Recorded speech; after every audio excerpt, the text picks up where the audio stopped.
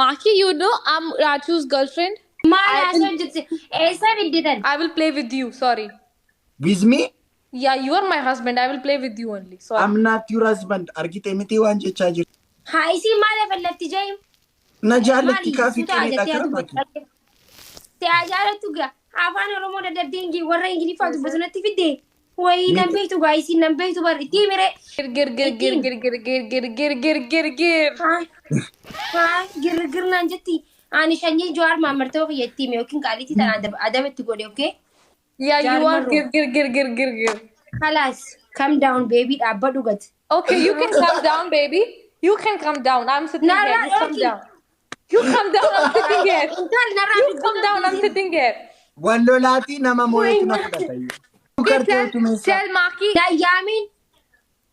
Gameplay karo na. Maki. Nayyamin maani abdi tun. Kalas onu. Hadi. Arabaan naas dafartaati. Waachuu ko falta. Ani baangaalii sodaadha sitti fakkaate. Ammas ergiteetti gashu. Laal waachuu si galeemi adabadhu. Ay yeroo baay'ee naaf ergi yeroo baay'ee na rakkisti naas irratti ani si jaalladha Dubaay kootu naaman naan jetti. Nama mataa koo of danda'e qabaa galli fireendii qabaa minaamin jedhanii nana amantu yeroo baay'ee kanaafan si gashee baraachi.